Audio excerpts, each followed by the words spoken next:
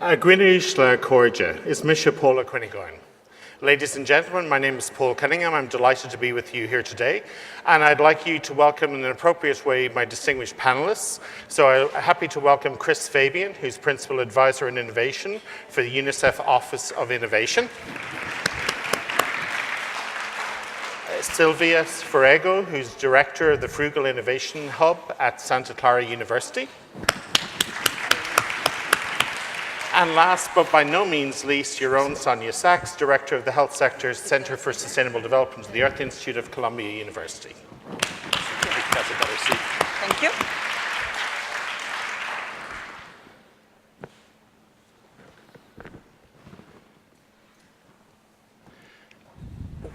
I'm going to start by introducing you to IEEE and the work of the Humanitarian Activities Committee. So IEEE is a global association of scientists, technologists, and engineers. We have over 417,000 members in 160 countries. The diversity and breadth and depth of our technological, scientific, and engineering expertise, I hope, is illustrated by the number of technical societies and councils that we have. And student membership is something extremely important to us. So we have 120,000 members.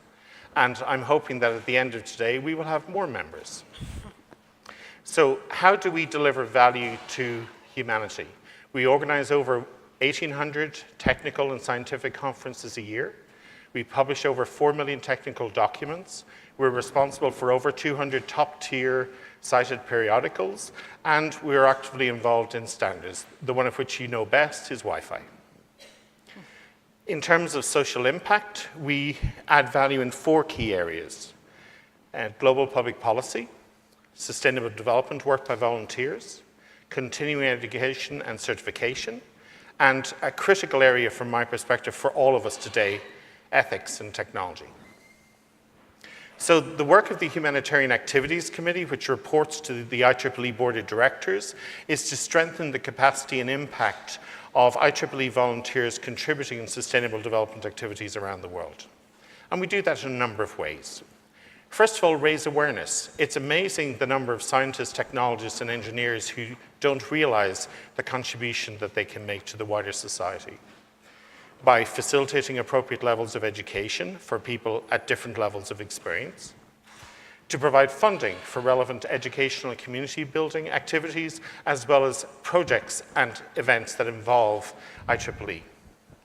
We support multi-stakeholder collaboration through IEEE SITE, or Special Interest Group in Humanitarian Technology, and we are building strategic partnerships around the world to facilitate impact, because together we're stronger.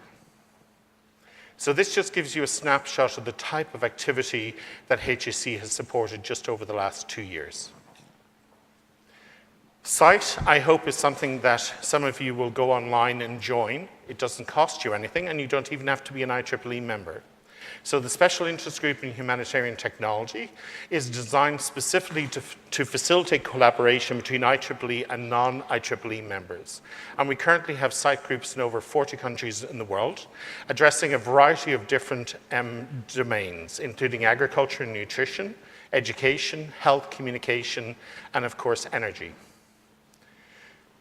IEEE volunteers are supporting the realization of the Sustainable Development Goals in a variety of different ways. And because we're such a large organization, the saying goes that sometimes the left hand doesn't know what the right hand is doing. And to address that potential gap, we're carrying out a comprehensive landscape analysis of activities in which IEEE volunteers are involved around the world. And while that work is not complete, I can share some initial results. And what's striking is the breadth and extent of areas in which IEEE volunteers are making a meaningful contribution to societal impact. And I think that reflects the breadth and depth of technological, scientific, and engineering capacity that's available. You can see, and it's probably no surprise, that there's a huge amount of effort going on in areas including education, energy, sustainability, inequality, work, and health. But there are other areas. So my invitation to you today is that if you're not an IEEE member, why not consider joining us? And even if you don't want to become an IEEE member, why not consider collaborating with us? Perhaps we can work with you to make life better for all of us. So it's my pleasure to now hand over for each of my panelists to give you a short introduction to themselves from the role perspective, starting with Chris. Cool. Thank you so much, Paul. Actually, so we wanted, first of all, for you to introduce yourselves to us for a second. So can you raise your hand if you're in the tech space? Are you coming from technology? We all kind of come from technology these days. Who's coming from academia? Okay, public sector, government. Everybody's too embarrassed to raise their hand there? Okay, that's fine. My name's Chris. I work at UNICEF. I run a small team called UNICEF Ventures. We're going to all talk a lot about some of the projects that we find most exciting and the philosophies that we find underpin those. But I just wanted to give everybody a quick 2-minute overview of what our team does at UNICEF. It's a bit of a unique group, and you can find out more about it by using the Google and typing in UNICEF Ventures, and you will see information. But I wanted to tell a story from about 4 years ago, which was during the Ebola crisis in Liberia, when our team was there, when I was in Monrovia, in like about this time of year, but in 2014. We landed there. We had no information about where the disease was spreading. This was kind of at the peak, right after the peak of it. So it was going down a little bit, but we couldn't tell that at that point. And we were working in the UNICEF office, working with young people, trying to figure out where this disease was moving. And it was something we didn't even know a lot about as responders, as emergency responders. And our team was in Monrovia for about 2 months, and then in Sierra Leone after, and in Guinea. And one of the things that we kept finding was that this lack of information for us, for the government, and for the people who were most affected was the single factor that impeded our ability to get in front of this horrible and scary epidemic.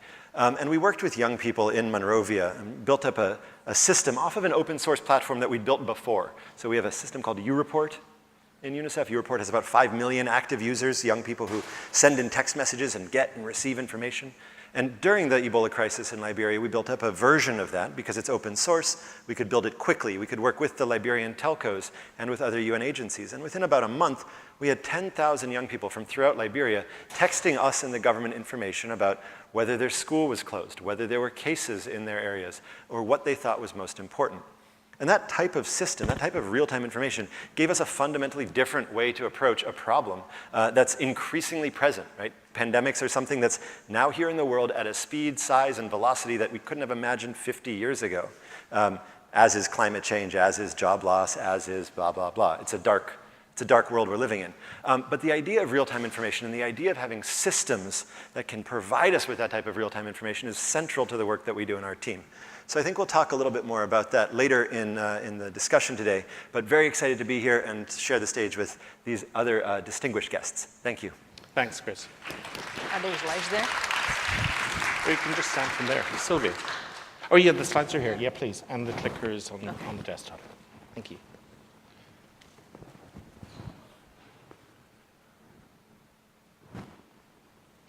So, or not.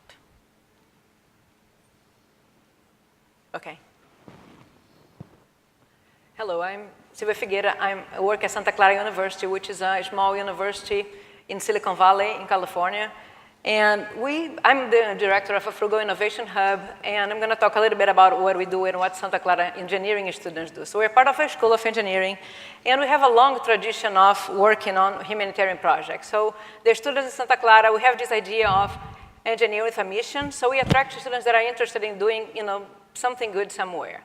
So with that in mind, my job is basically to connect them to the need. So we have lots of partners around the world and locally, actually, in California as well. And I form groups with an advisor, a faculty advisor to do a project. And so I'm just going to give you an idea of the projects we have just real quickly to give an idea of how broad this can actually get and how connected we are with the SDGs. So some years ago, a couple of students went to Benin and deployed a solar microgrid. And okay, so people do that all the time. So what's new about that is that there was somebody in the field, in the community that actually took over and created a business. So now there is a business that provides, power to the community, and, they pay a little bit as they can, and now, the community actually has power because of that. So this is basically, the kinds of projects they do, always connected to somebody in the field. Another one is a refrigerator. So again, an organization contacted us saying, we have a problem. People don't have a lot to eat, and they throw away food because they don't have a fridge. We need a low-cost, low-power fridge that people can actually afford. So this is another project in mechanical engineering where the students actually came up with a pilot for that. And it's very low cost, it's very low power, and it can work when it's really hot outside. Another example is a library system. So there is an organization called FAVL. They created several libraries in Burkina Faso, in Uganda, and Ghana in rural communities. But they didn't have a library system. Those are expensive. And again, a team of the students actually worked out on creating one by just using a phone and a cloud, so that the libraries didn't have to invest in any equipment or scanners or anything like that. The mobile device can actually help out in lots of different things like that, and this is one example. Another one is Wakabi. Again, a group of students came up with this idea of developing a Uber-style kind of system for rural Uganda where people don't have access to data or Wi-Fi sometimes, or GPS for that matter. So basically the whole system is SMS-based, and we donated the code and helped to create a social enterprise called Wakabi. You can Google Wakabi, they are there, they're operating with a code that we donated and got basically adapted by local developers. And just to finalize here, considering that this is like a combination of SDGs actually, last year 2 students went to Uganda and deployed an aquaponics system. So again, there was an organization there in the field that wanted to help some women, and the whole idea was to create this system on campus in California, and then go to Uganda where they recreated with the local women so that they would learn how to do it and how to teach other women. And then the idea is to empower them. And this is already happening, so the women learn how to do that, and they are teaching other women in the same community and in another community. So this was just to give you an idea. We have lots of projects like that. And if you actually have an organization and need the project, need engineers to work on some kind of technology or innovation, you can always talk to me after the conference. Thank you. Thanks. Sonia. If you don't mind, I'll stay put because I'm comfy cozy. I'm Sonia Ehrlich-Sachs. I'm a pediatrician, endocrinologist, and a public health specialist. I work here at the Earth Institute at the Center for Sustainable Development, where I'm in charge of health systems for low-income setting. I was very attracted by the idea of the Earth Institute when we first came here in 2002. The main reason I liked it is, I think, what fuels most of us now, which is that there are serious problems in the world, and it's dealt with usually by policymakers, and the policymakers are not usually the ones that are the most well-informed, evidence, science-based people. And then you have academia, wonderful universities like this one and others that have departmentfuls of scientists deeply steeped in knowledge and facts and findings and results, but they have no way of influencing the policy. And so one of the reasons my husband and I came here is because of the opportunity to have the epistemic community, the university chock full of scientists and the policies, such as at the policymakers like at the UN, to work together on solving real world problems. What it does for the policymakers is it avails themselves the university knowledge base. What it does for academia, I think, is also very interesting because it focuses the mind on what I think is pretty important, which is to solve the most painful or the most challenging problems. So the Earth Institute here focused mainly on extreme poverty and climate change and social inequity and some other topics. And what I liked, what it does for the academia is that it focuses on some actionable problem and that it requires an interdisciplinary approach. So for instance, I am just a garden variety pediatrician, endocrinologist, but working in sub-Saharan Africa. If my goal was to improve child survival and child well-being, I better work with and try to understand something about agriculture, tropical agriculture, something about infrastructure, schools, because to have a healthy child at the end of the day requires all of these things. You need transportation, ambulance, clinics, schools, food systems, a social security system, caregivers, et cetera. So it forced us at the Earth Institute to work together to work towards common goals. We took on in the beginning the Millennium Development Goals, as you all know, which were the goals promulgated by all the countries convened at the UN, and it focused on low-income setting as opposed to the SDG goals, which are now broader, both in scope, in that it involves both poor, middle income, and rich, and also in subject. It's not really just to close the economic gap, but also the SDGs also focus on social equity, as you all know, and climate change, which is what we've been all talking about for days and years.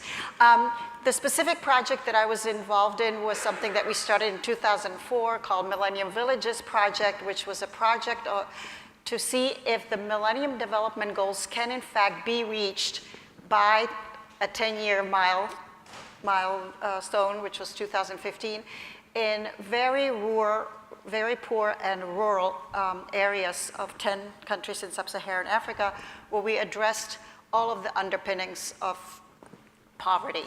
So we addressed food production, health, access to education, infrastructure, and business development in really the poorest, remotest areas of 10 sub-Saharan countries. And what my particular focus was not only just to bring in the interventions like the bed nets or make sure that children get immunized, but my focus was on systems building. Can you have a low-cost but high-impact health system that keeps mothers alive and children under 5 from dying under the age of 5? Can you have a system that delivers the health care in these very low-income settings? And then the last part of our effort is scale up, what I call scale-upology. Okay, so these pilots show that there are certain things that these systems can be made to work, but now how do you scale it up? And that's what I'm working on with others, of course, in many instances, in basically the idea of universal health coverage. Thanks very much, Sonia. In terms of my own background, I'm director of the ICSD Africa Institute. I'm also a visiting fellow at Wrexham and Glenmurray University in Wales and a visiting professor at IUM in Namibia. So the ICSD Africa Institute is a strategic partnership with ministries of innovation, science, and technology, currently in 18 African member states. It's supported by the African Union and the European Commission, was founded in 2002, and it's open to all African member states. And I'll talk about some of the implementation work that we've been involved in as we continue this dialogue. So maybe the easiest place to start, since we're clearly looking at something that's very complex, we have a panel with very complementary expertise and I think some interesting insights to share in terms of how they go about these issues. So maybe we could start with Sylvia. Maybe you could do a deep dive into one specific project and maybe provide a little bit more insight in terms of how technology was leveraged to help achieve the SDGs. Okay, I think I'd like to talk about the last one because it just happened. And so the idea was that we had this organization, or we always work with another organization, so we believe in this idea of helping the helper. So we met these women that were helping these women in Uganda. So that's the last project I referred to. And then this person here, she's located here in the US, and she told us, I really want to help these women. I think we can empower them to create their own business, to basically have their own system and basically, plant and fish at the same time. So connect them with, the students and a professor that's her specialty. And they worked in a whole system to basically build this aquaponic system. And the complicated part is, first of all, they're in California, and they are going to have to build this in Uganda.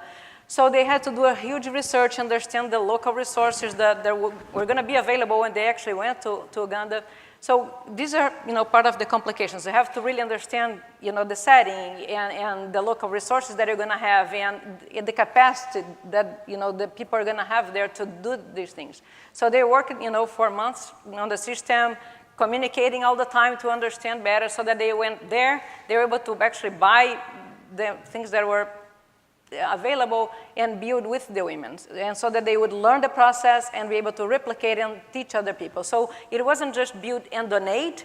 The whole idea was to build so that they could actually teach and teach how to replicate. So this is, one of the last projects we did that got deployed that we're really proud of. But yeah, so there's some of the difficulties are understanding the local resources and understanding, what the capacity is and what you're going to have when you actually go there and deploy the whole system. So I suppose the key thing is not to make any assumptions in terms of you having a good idea. It needs to be co-designed and needs to be locally owned. That's right. Sonia, maybe you could talk a little about how you're leveraging technology in Ghana.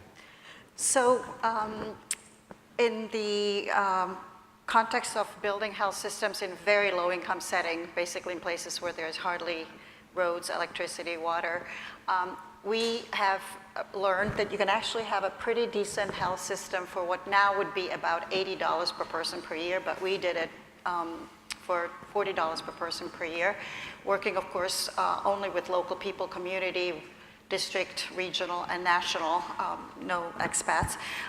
And the biggest, most interesting part for me was that the health system, if you want to really have a system that is self-sustaining and that can detect its own gaps and correct them, requires real-time data. So in our health systems, we worked with a clinic for 5,000 people. The definition of a clinic has to be that it has to be open 24/7, it has to have a midwife and be able to do regular delivery, and that there is transportation, emergency transportation to a hospital. The critical part was to have professionalized community health workers. These community health workers were people living in their village, in charge of about 100 households, and being accountable and responsible for what happens to these 100 households, focusing, of course, on maternal-child health, because that was the biggest disease and death burden in sub-Saharan Africa and countries like Nigeria, Malawi, et cetera.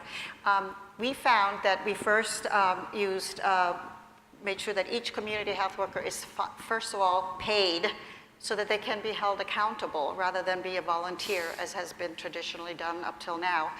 Paid and empowered by a cell phone.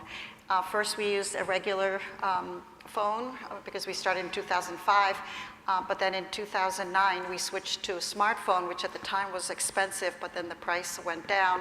And so since 2009, we've actually had all of our community health workers in 10 countries.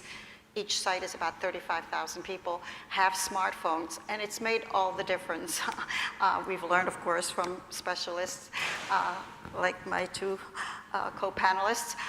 These smartphones very easily trained on for just secondary school graduates, and they provided both decision support. In other words, if you're at a household, you can and there's a pregnant woman and a 2-year-old, you can look what you're supposed to do to the pregnant woman, what you're supposed to tell her what to do, what interventions, et cetera. Or a 2-year-old, check on the immunizations. So it helps the community health worker, and at the same time, it gives the manager an incredible amount of rich information. The cell phone, of course, immediately gives you georeference, and by just typing that you saw the 2-year-old and gave oral rehydration solution, or that you told the pregnant woman that she needs to go to clinic for her malaria prophylaxis, whatever, the manager has a rich amount of information about how many households did the CHW see, what kind of work did he or she do, and it really gives a very relatively accurate management kind of information. And then at the same time, of course, it gives you continuous count of the disease burden, because the person, if the community health worker goes to the household and learns that the child died, they can, of course, immediately put in the information. And so you really get a very accurate, real-time disease burden and death burden data. And so you can, number one, notice when let's say the diarrhea, numbers of diarrhea, incidence of diarrhea goes up. You don't find that out a year later by some DHS surveys, but you find it out day by day that all of a sudden, instead of one case of diarrhea, all of a sudden the CHWs are reporting 5, 7 8 cases of diarrhea per week, what's going on? We should check the water source, et cetera. So it gives you real-time information that you can act on, either act on the management, improve the training, or fire the community health worker. And it gives you data about the disease burden, especially if there's an epidemic, such as Chris referred to, Ebola. Again, you don't find that out a year later when there are dead bodies piled up by the clinic. You find it out by day-to-day information. So community health workers responsible for 100 households, properly paid, properly managed, and empowered by a cell phone with an application. In our case, we use Dimagi's application called ComCare, is hugely beneficial. Thanks, Sonia. Thank you. Chris, you're somewhat looking at this from a different perspective, more of a macro perspective. So would you talk us through that and also talk about why you think your model, and particularly your emphasis on open source technology, is so critical? Sure. So maybe I can go back to the same story, this idea, and I think we've all touched on it, of being able to get real-time information in ways that we might not expect. And a minister of health might not have expected 10, 15 years ago to be able to get real-time data from not only doctors and health workers, but also from patients, and that's a possibility now. But I think that I would add, in addition to the academic and the political, maybe one more dimension to this, which is the financial. And I like finance. I don't like the crude, this caustic capitalism that we're all locked into today. I think that's a little bit off as a model, and we can see that tearing at the world around us. But finance in general is a pretty reasonable thing, and it's countable, and it has numbers, and it works, sort of. But I think that this dimension of finance is very important in the development of these types of solutions. And by finance, I mean finding businesses that work, supporting them, and helping local entrepreneurs build these types of solutions, because they're always better when they're built locally than when somebody comes up with them in New York. Our team has like a 98%, 99% failure rate for building anything in New York for the rest of the world, which is fine. We just stopped doing that a while ago. And platforms like Rapid Pro, the platform that powers YouReport, the system that lets young people engage us and governments in real-time decision-making, that platform was built locally by engineers in Uganda, first in Ethiopia, then in Uganda, and in Malawi. And eventually we saw a bunch of these companies. At the time that John was starting Dimagi, John Jackson, at about that time we saw a bunch of companies all working in various countries, mostly in Sub-Saharan, mostly in East Africa, on this same idea of like real-time information. And we thought, well, here's a premonition. Maybe if all of our stuff breaks all the time in New York, why don't we invest in these companies who are building this stuff locally? And let's invest in open source versions of this software. If we invest in a proprietary version, we spend a bunch of UNICEF's money, we get locked into one solution. Maybe it works really well in that context, but we know it won't work in the next country over. And what works really well in Kitgum doesn't even work in Kampala, much less in Kenya. So the ability to localize and to adapt things, and that's going from northern Uganda to capital of Uganda to the next country over, but right, the ability to adapt things regionally or super regionally is really limited if you aren't open source about your code, which doesn't mean you can't still make money. You can't have businesses that work well if they're open source, but it means that you have to think a little differently about how you go in. So about 3 years ago, we started a venture fund in UNICEF. It's the first VC vehicle in the UN. It allows us to do exactly the same thing a venture fund does anywhere in the world. It allows us to find great entrepreneurs in emerging markets and put a little bit of capital into them, often in low liquidity markets like Malawi, where we may be one of the larger capital investors in open source. We're the largest capital investor in open source tech in Malawi. We find good companies. We help them build products that can have these amazing ripple effects, and we help them scale them globally. And in fact, the platform that we used in Liberia 4 or 5 years ago was the end result of a set of those investments, where we bought, accelerated, capitalized a company that was a Rwandan company. And they built this open source platform stack, which is now being used by businesses around the world. So I think that adding the financial aspect in as we look at how do we accelerate these kind of critical solutions is really important. And our venture fund is looking at applications of machine learning and AI, and using UNICEF's backup, like all of this power of a 12,000 person organization, to provide the data sets and the access to government that a lot of these startups need to scale. And that's quite a new model for investing in development, because it takes the language of capital, which has its own value, and it takes the language of need, and it finds a middle point where you can create global value out of local inspiration. And I think that that's just a a slightly different riff on maybe where we started, where we were trying to do everything ourselves and failing pretty miserably at that. I think two things that jumped out at me there were in terms of context and the need for adaptation. One of the frightening things about Africa is that how arbitrary the borders were. And far be it from an Irish person to criticize cartographers, despite their nationality. I do think it's something that people need to think about in terms of consequence. So one of the areas that the ICSD Africa Institute is focused on is in terms of strengthening policy capacity, but also in terms of strengthening the research culture in universities and the partner countries we work in. So over the last 10 years, we've helped bring in over 165 million euro of research funding from the European Commission Framework Programme to provide the resources to support master's and PhD students who would traditionally have gone to the States or to Sweden.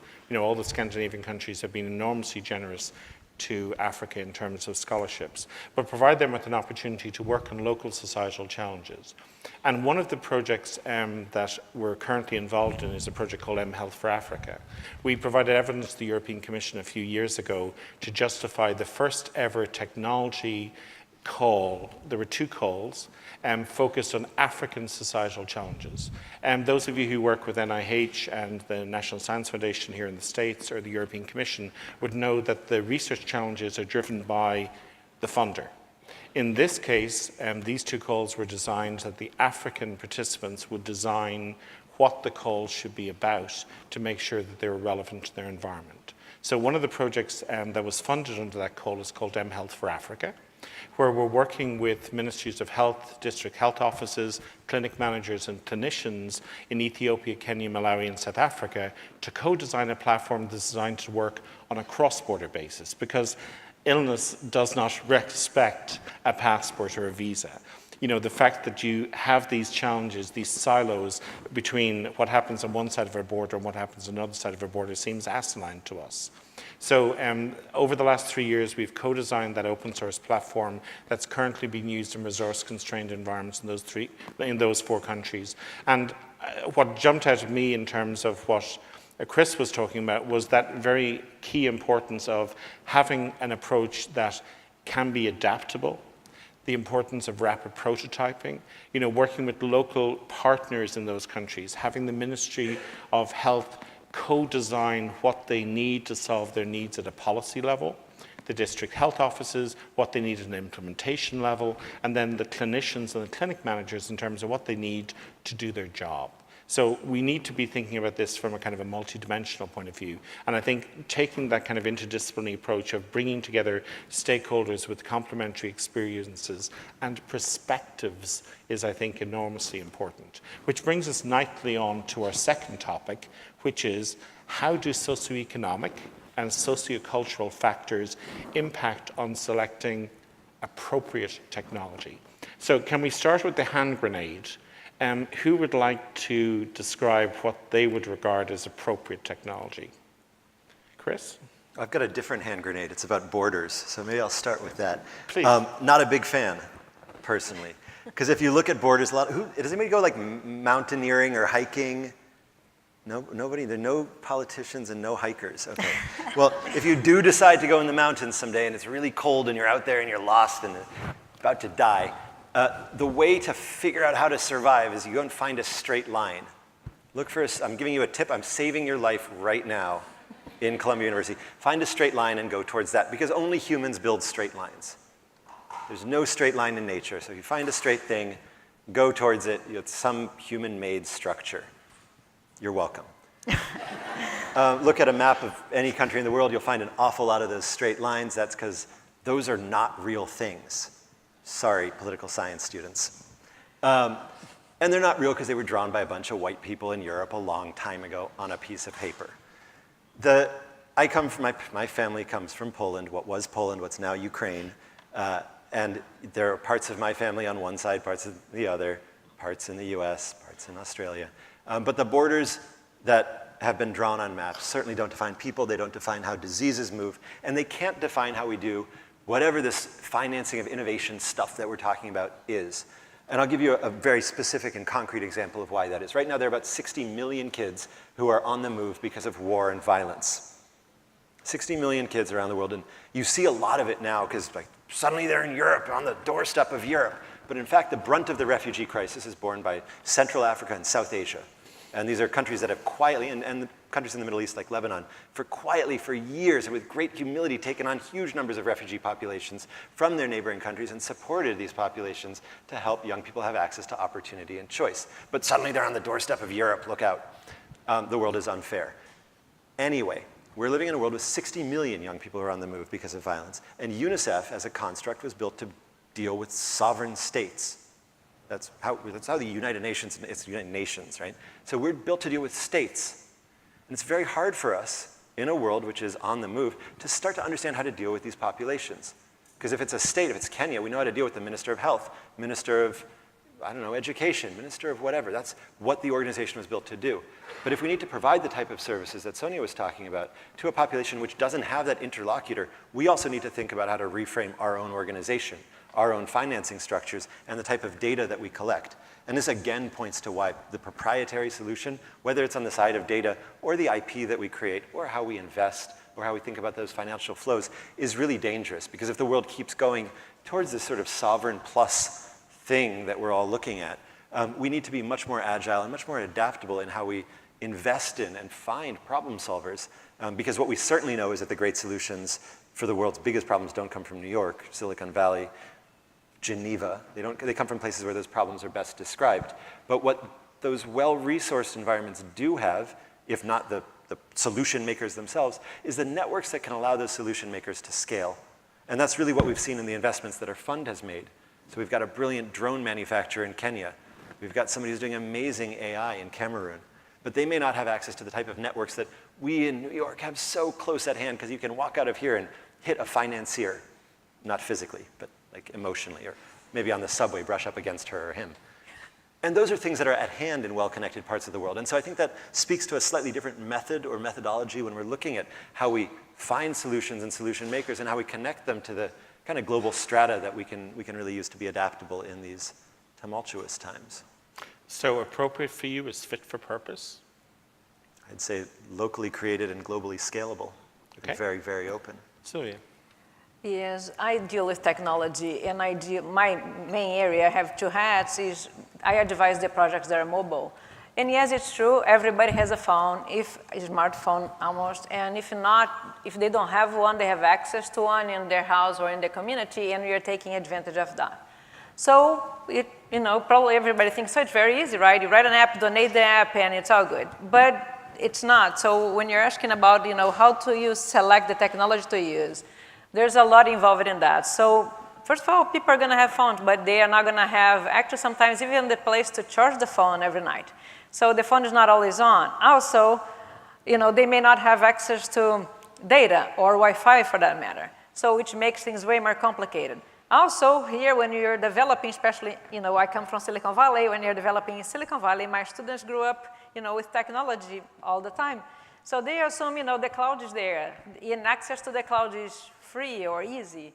So we learn, that it's not like that. So whenever we are developing for other places, you have to adapt. So this is why we, when I mentioned the Uber-style system that we did for rural Uganda, that was the idea. We started using, what we had, and we didn't know much about the specific place we are going. And eventually, when we finished and donated the code, local people, local developers actually, took over and, changed to the services that made sense for them and to the cloud system that was less expensive for them. So picking the right technology to use, even if it's all smartphone, even if it's, Wi-Fi, you have to deal with, different countries are going to have different services and they're going to cost different amounts. So maybe you're going to have to adapt to that. Another example that I have with that is we did a project for an organization that deals with farmers in Africa and help them to communicate information.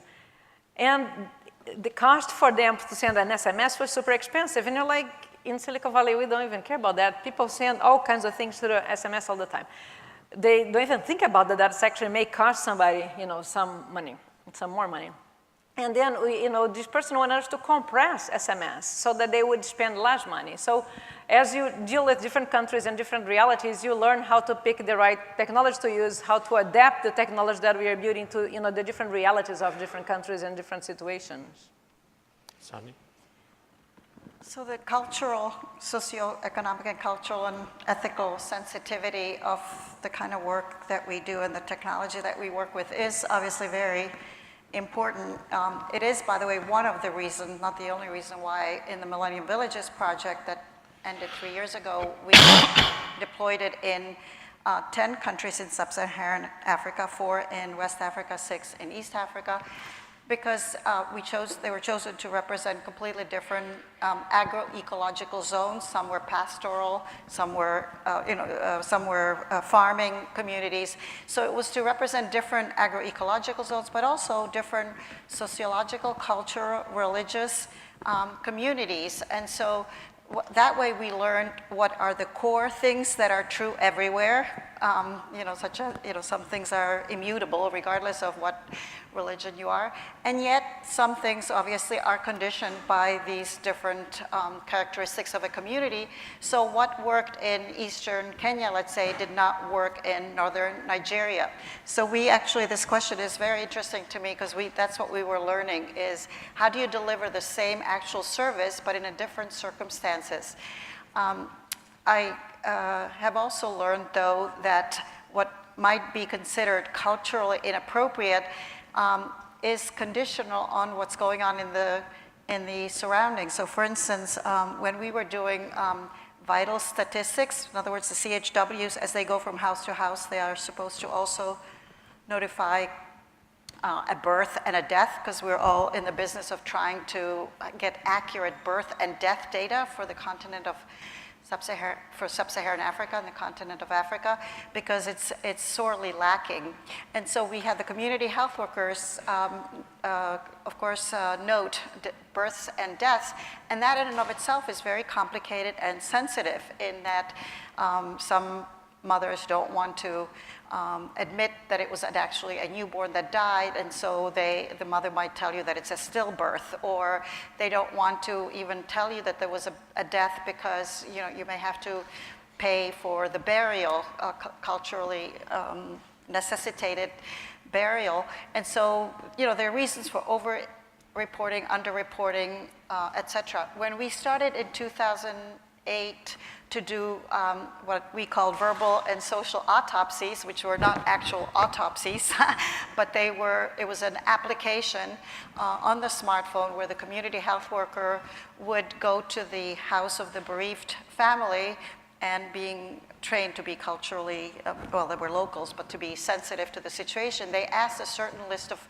questions so that we could determine roughly, without a doctor, without a nurse, roughly what that person died of, so that you could at least have broad categories: injury, some sort of a car accident or malaria, childbirth, newborn death. So the verbal autopsy was a very interesting tool for us, because it again it was another part of the feedback loops that we were trying to learn to do, and to have a system so that you would be able to correct, adapt, adjust interventions and implementations in real time. So you learn a lot from what caused the death, not only what caused it, but what was the social autopsy. Was it because that the child was sick and the mother didn't have the money to take a cab or a car to the clinic, or was it that she went to the clinic and the clinic was closed for the last 3 months, or what was the gap in the system, where was the delay? So it was very informative. But we found that in certain communities, like in Malawi, people would not speak to even their local community health worker, because in some parts of Malawi, anyway, there was a lot of superstition, and you don't talk about dead relatives. It brings you bad luck. They burn everything of the dead relative, including the health card, clothes, and everything. But once the chief of the village that we were starting the verbal and social autopsy tool, once the chief explained to the families that this is a way to decrease the chances that the families will lose a child or a mother during delivery, it really took a very short amount of time for it to turn around and people actually not only welcoming the community health worker coming in to try to determine what was the cause of death, but we actually came to the point where they were clamoring for it. We only did it for children under 5 and maternal deaths, and people actually got so used to what they before thought was culturally unacceptable that they said, hey, my 80-year-old grandfather died and nobody came to do a verbal autopsy. What does that mean? So my point being that when you develop these tools, they can be extremely helpful, but if you just dump them, as Chris said, without the acculturation process, that takes time because you have to educate, explain. All of us also, if you ask me to switch to something, I will rebel and resent unless it's explained and unless I start to understand why it's good for me or good for people around me. So it's like any tool introduction in any setting. I'd like to pick up on this issue of essentially change management that Sonia has picked up, in this case, sociocultural change management. One of the design features, call it what you will, that we took with mHealth4Afrika was that rather than design the data sets around what is currently captured in the big tomes that you have in the clinics, is that we created a meta set. In other words, we would capture all the common elements, but all the unique elements. And then that meant that when we were going and showing the system to someone in Kenya, or in somebody in Ethiopia, or somebody in Malawi or South Africa, they would see fields that they're not familiar with because they're not things that they typically would capture. And one of the interesting things we found was that initially it was a bit like, well, this can't be for us because there's something here that we're not familiar with. But when we explained why in Ethiopia they capture a certain type of data, the immediate response from the nurse in Kenya was, that's clever. Yes, we would be interested. Don't make it mandatory, but we would be interested in that because that makes sense. And I think this kind of way of building trust, where you respect the sociocultural norms, but you expose people to the context of why, if they buy into it, if they decide to take that decision themselves, by changing the way in which they approach these things, you can end up with a better result for everyone. Could we maybe for a moment talk about ethical concerns? Because, a number of us have talked about health, but I think ethics in technology is something that is underestimated in terms of both the sociocultural, but the other consequences of introducing innovative ways that may affect the culture in a very, very fundamental way. So who would like to start that football?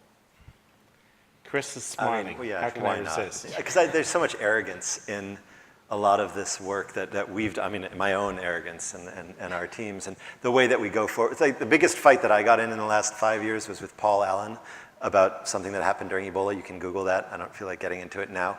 Actually, sure. So, so Paul wanted to send 10,000 smartphones to Liberia during the height of the Ebola crisis, pre-packaged with a bunch of stuff that he'd built. And it was all very well-meaning. And from being in, you're in Monrovia and you're sitting there and you're watching, Paul's going to send a bunch of phones.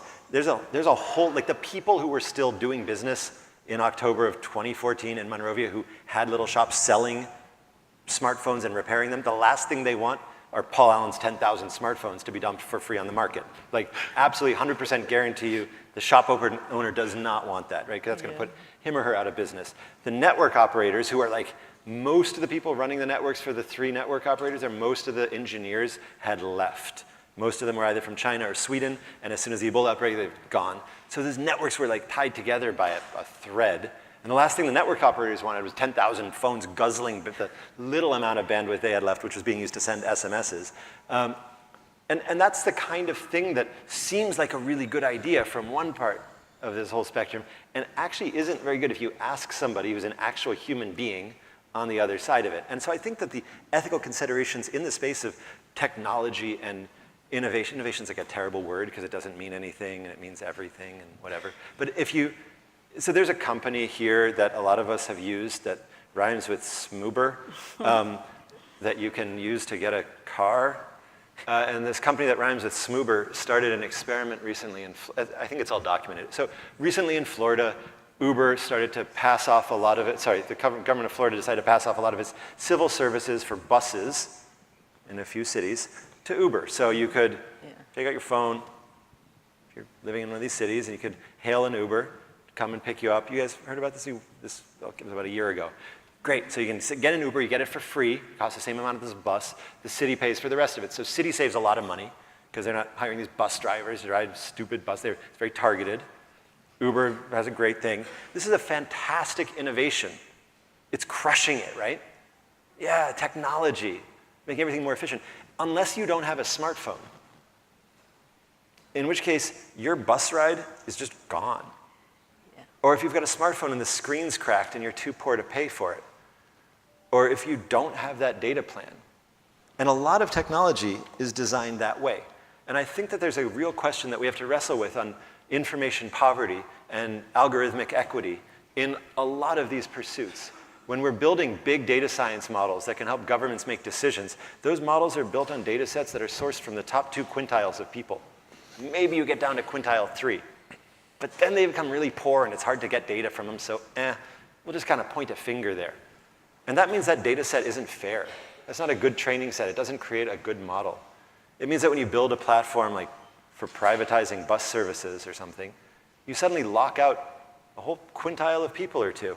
And I think that's something that if you're Facebook, we can talk about Facebook now. If you're Facebook, all of your algorithms are about distributing content to the thickest nodes in your network, right? Because that's how you make money, and there's nothing secret about that. That's how Facebook's algorithms work. It's like, get your Kardashians out to the most other Kardashians, and you're making money.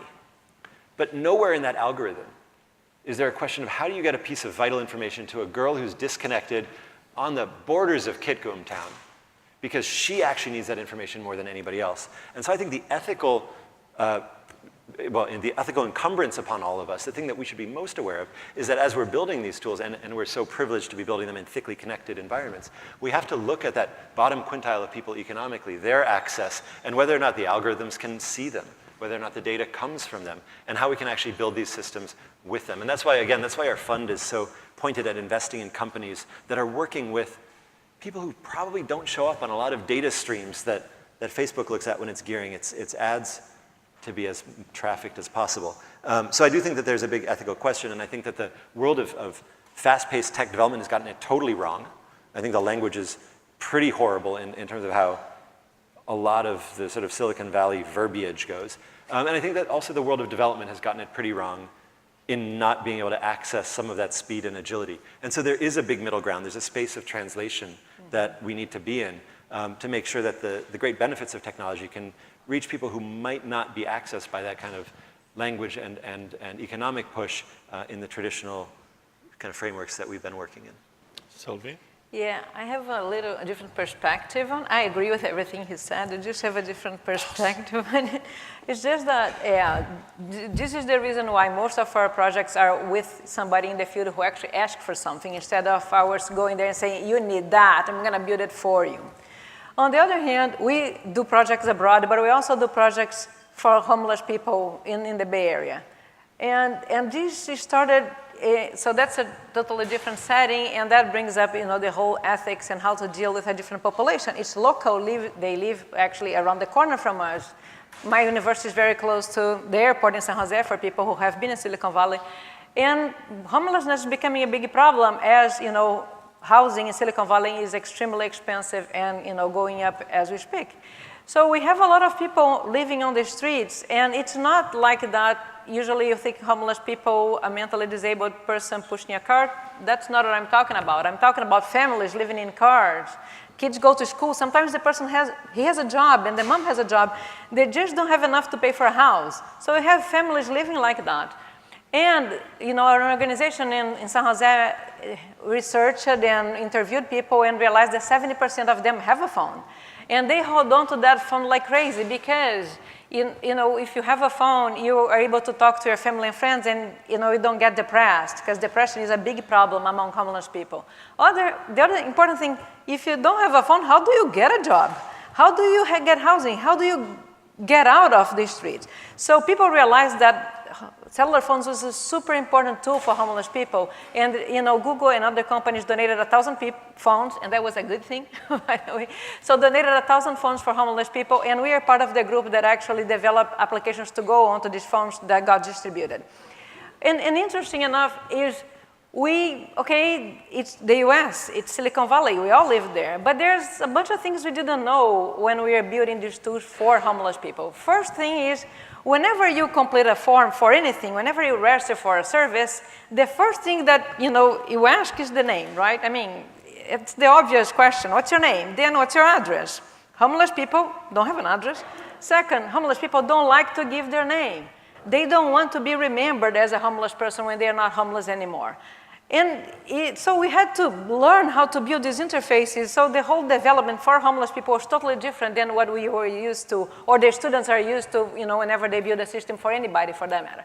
So it's a learning experience, and you have to, ethics plays a big part here, because you have to respect, and you have to build a specific tool that will help them find resources, that will help them find housing, that will help them communicate with each other, find help whenever they need. Because they are there, they are at risk, and we have to basically help out, but we have to understand the needs and actually do the right thing. And my mother always said, Paul, there's a reason why you have 2 of these and 1 of these. Sonia. I obviously believe that ethical underpinning is critical for everything that you do. If you go to any project, especially if you go to somebody else's house or community or country, it's incumbent upon you to be first and foremost respectful, courteous, ethical, especially once you start talking about actual recommendation of interventions. And so for me, it's obviously no question that is the highest, first and highest standard. My problem with the ethical component is more on the international scene, which is, I think it's unethical that we have tools and institutions and collaborations and internationally agreed on partnerships such as the Global Fund for AIDS, TB, and Malaria, Gavi, the Global Fund for Vaccine and Immunization, UNICEF, and others, and they're woefully underfunded. And we don't talk about it very much, or we celebrate, when we give X amount of dollars to the Global Fund without saying that that's only 2% of what it really needs. So we celebrate the small increments rather than expose the big gaps. I find that the biggest gap of ethics internationally. So how do we deal with those kind of issues? I mean, if I take the environment I work in, I spend most of my time in Africa. You're talking, even if we look at the 18 countries that we work with, what's ethical in one country may not be socially acceptable in another. Do people argue that ethics is context specific, based on race, religion, geography? Who decides what's ethical? I mean, this is something I'd like us all to think about.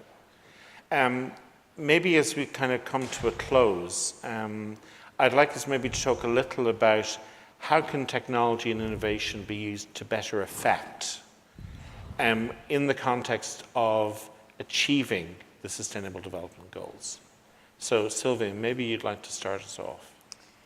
Well, from what we have been doing lately, I really believe that we can use technology to empower people. So we decided that charity doesn't go a long way, but empowering people goes a long way. So we have been working really hard to always, go meet somebody in the field that, can be empowered, a social enterprise. That's a big movement that actually is making a big impact. Or just a person who would create a business like we did for the solar grid, the microgrid in Benin. So empowering, I think using technology to empower people, I think it goes a longer way. So I think if you can actually do more of that and get people to actually, help themselves, that may have like a good impact. Chris? Last week, the Secretary General came out with his new technology strategy. I would encourage I don't usually encourage people to read UN documents, but since I bled, sweated, and cried for 7 months helping to work on this one, please take a look at it. There are 5 principles in it. There are 4 that I think answer this question. And there's a lot behind it as well, but it speaks to what the SG sees as the next few years. The first one is the principle of values, having values in building your technology. The second one is around inclusion and transparency. and really being inclusive as you build these technologies. The third is around partnerships and building partnerships and building on existing mandates and these kind of groups. But the most important one is the last one. And the Secretary General actually explicitly calls out being humble and humility as his fifth principle in his new technology strategy. And I think that's noteworthy for a variety of reasons. It speaks to the ethical and the global discussions that we've been having. And I think it was a really nice signal light that he's put up for all of us who are working in this space. Sonia? I think that's very well said, and I will read it and recommend it to others in reverse order. I would like to be very concrete about the technology as I have learned to use it, which is that since I'm basically live and breathe for universal health coverage, meaning that everybody, that it's a basic human right for families and all the members of any community to have access to basic core health care.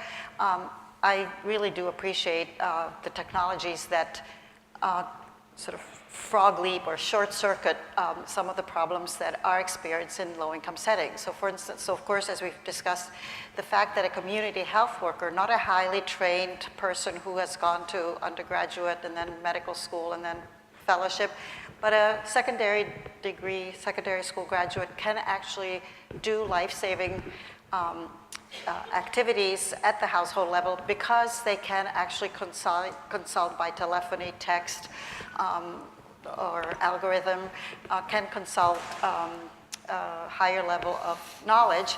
By the same token, one of the interventions that we done in the Millennium Villages that has then scaled to the district, region, and then has been now nationally deployed is telemedicine. I just wanted to put a plug for an intervention that's extremely helpful. It doesn't violate, as a matter of fact, it depends on local culture and local mores and local systems. But all it does is connect the activity and what can happen in the periphery. For instance, what a midwife or a nurse or even a community health worker can do at the household by being able to consult a consultant, a specialist, or a doctor in a distant hospital. So basically, I really like the fact that this relatively simple technologies like a cell phone or telemedicine can bridge the gap places where there aren't enough higher level technicians. By the way, it's not that Africa doesn't educate a lot of nurses and doctors and specialists, it's that they do them so well that they brain drain out and take care of us here in the US. So these technologies really can short circuit some of these short-term supply problems or topographical problems, distance problems, transportation problems. I think one of the problems is it's so easy to fall in love with technology because it's convenient. When I talk to people about the work that Sonia and I are both doing in the area of health, for example, everyone talks about cloud and the importance of cloud. And I say, yes, clouds are very important, but unfortunately that's water vapor that's not falling where it's needed. So I think we need to think carefully about what assumptions we make. You know, if I look at Ethiopia, for example, it's such a large country, there is no local cloud available. It is not legal to have data about personal individuals not located in Ethiopia. Therefore, by definition, until there is a cloud that is resident in Ethiopia, cloud is water vapor that's passing by. Three things I'd like us maybe to think about in conclusion. We have a proponent of the importance of open source principles, and I'm sure he'd be very happy to talk to you afterwards. But from my own perspective, leaving aside the importance of open source principles, I think there are two other things that I'd like us to take away from today. And those are the importance of interoperability and the importance of standards. Because if you have standards, then it makes it easy that irrespective of what hardware, it'll work. Irrespective of whether it's 2G, 4G, 5G, whatever G, it'll work. And in terms of interoperability, Chris said at the very beginning, part of the whole premise behind the work that they do is to avoid lockout, to don't get locked into a situation where you've got a solution that may no longer be fit for purpose. So we need to think about the importance of these things. I suppose in the end of the day, philosophically, this means that if we want to leverage technology effectively to achieve the SDGs, we need to work in true partnership. And that requires an ethical approach, or at least commonality of ethics. It requires an openness to the transparency issues that Chris also mentioned, and the interoperability issues, and not getting locked into a mindset of, I have a hammer, therefore everything looks like a nail. We are organizing, a couple of colleagues and I are organizing a participatory workshop tomorrow. It's all day, that will be looking at these issues of what's appropriate and how can we work together to solve societal needs and how can technology play a role. And I hope some of you will be able to join us. In the meantime, I'd like to thank Sylvia, Chris and Sonia, and I'd like to thank you, Gurv Mila Mahagath, and I hope you'll talk to us soon. Thank you.